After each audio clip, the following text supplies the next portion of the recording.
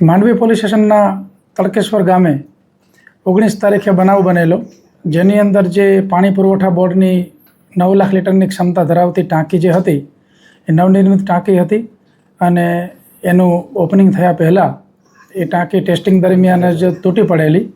આ બાબતને ગંભીરતાથી લઈ અને જે ગુજરાત પાણી પુરવઠા બોર્ડ છે એમના અધિક્ષક ઇજનેરે ગઈકાલે રાત્રે માંડવી પોલીસ સ્ટેશન ખાતે ફરિયાદ નોંધાવેલ છે. આ ગુનો જે દાખલ કર્યો એની અંદર જે આરોપીઓ અમે પકડ્યા છે એમાં જયંતિ સુપર કન્સ્ટ્રક્શન્સ પ્રાઇવેટ લિમિટેડના જે મેનેજિંગ ડિરેક્ટર છે જયંતિભાઈ પટેલ એ, અને એનું જે જોઈન્ટ વેન્ચર છે બાબુલાલ અંબાલાલની જે પેઢી છે એમાં બાબુલાલ અંબાલાલ પટેલ પોતે અને એમના ભાગીદાર તરીકે ધવલભાઈ અને જસ્મીનભાઈ, એટલે ટોટલ આ 4. એ સિવાય જે પીએમસી કન્સલ્ટન્સી કંપની છે માર્સ, એ માર્સના જે પ્રોજેક્ટ મેનેજર છે અને મેઇન એના માલિક છે બાબુભાઈ, અને એમના સાઇટ એન્જિનિયર તરીકે જેણે ફરજ બજાવવાની હતી એ જીગરભાઈ પ્રજાપતિ છે. એ સિવાય એક્ઝિક્યુટિવ એન્જિનિયર જે છે અંકિતભાઈ ગરાસિયા, એમની પણ ધરપકડ કરવામાં આવેલી છે.